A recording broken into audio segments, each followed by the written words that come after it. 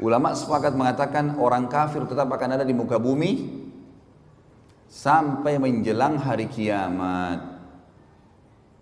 Nggak bisa lepas itu. Karena kata Nabi SAW, kiamat tidak akan terjadi kecuali pada orang-orang yang buruk atau kufur saja. Orang beriman semua akan meninggal dengan tiupan angin yang menerpah tubuh mereka. Sampai kata Nabi SAW, kalau seseorang dan kalian sembunyi di dalam gunung, maka angin itu akan masuk dan merenggut nyawanya.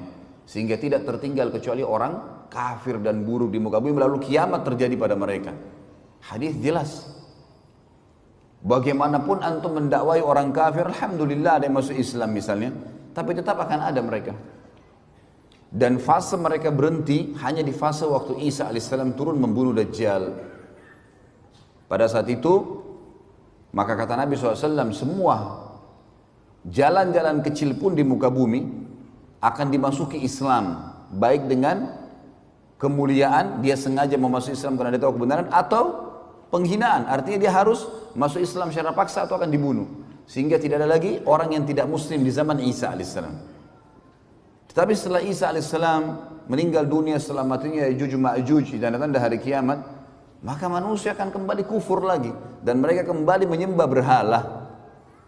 Iblis akan menyuruh mereka menyembah berhala dan pada mereka lah terjadi hari kiamat itu. Ulama sepakat mengatakan orang kafir tetap akan ada di muka bumi sampai menjelang hari kiamat. Nggak bisa lepas itu. Karena kata Nabi SAW, kiamat tidak akan terjadi kecuali pada orang-orang yang buruk atau kufur saja. Orang beriman semua akan meninggal dengan tiupan angin yang menerpah tubuh mereka.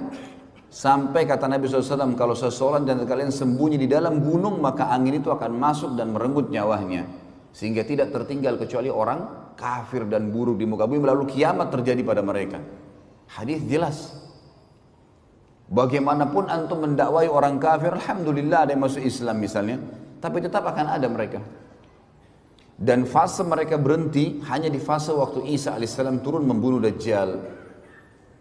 Pada saat itu, maka kata Nabi SAW, semua jalan-jalan kecil pun di muka bumi akan dimasuki Islam, baik dengan kemuliaan, dia sengaja memasuki Islam karena dia tahu kebenaran, atau penghinaan, artinya dia harus masuk Islam secara paksa atau akan dibunuh. Sehingga tidak ada lagi orang yang tidak muslim di zaman Isa alaihissalam. Tetapi setelah Isa alaihissalam meninggal dunia, setelah matinya Ya'juj Ma'juj, tanda-tanda hari kiamat, maka manusia akan kembali kufur lagi dan mereka kembali menyembah berhala.